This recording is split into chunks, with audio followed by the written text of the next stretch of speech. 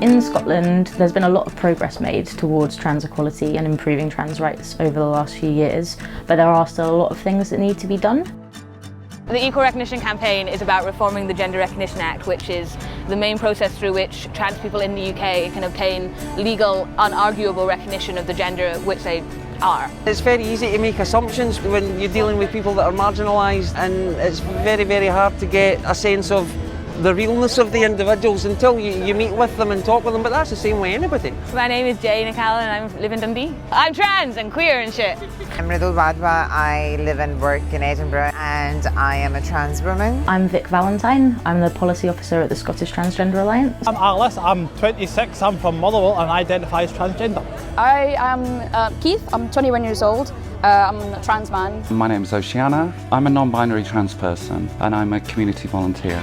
To get a gender recognition certificate is a really demeaning, stressful, expensive, bureaucratic nightmare. It takes a long time to do. You are put in a position where a panel of people who you are never likely to meet and you never have any chance to talk to basically decide on your gender, at which point they say, okay, yes, you can have a certificate, or no, you can't have a certificate. It's a very dehumanising process because it gives this appearance of the fact that you don't know well enough who you are and that you need another expert body to affirm the fact that you are who you say you are and you should live the way you know that you want to live. We want self-declaration of gender recognition.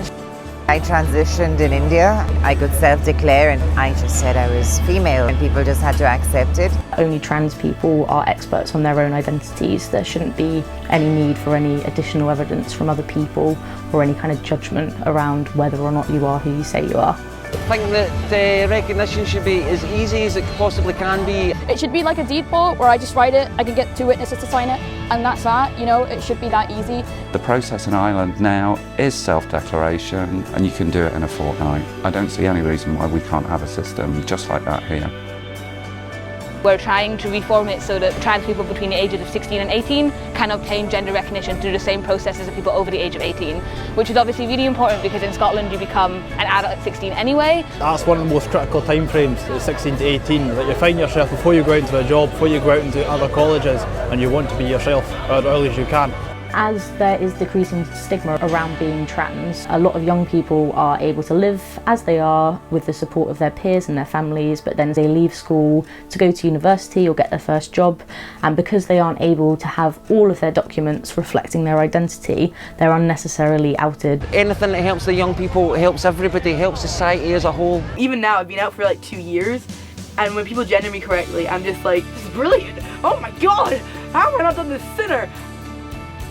We're arguing for legal recognition for non-binary people, which is anyone whose gender is not completely man all the time or completely woman all the time.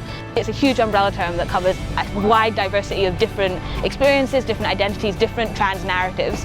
As a non-binary person, I have no recognition whatsoever, and the non-binary people as an identity are just not recognised. If you use the word man or you use the word woman to describe a non-binary person, you're definitely missing something about how they feel and how they live their life. Not legally existing has a major impact on your ability to be in the world as who you are.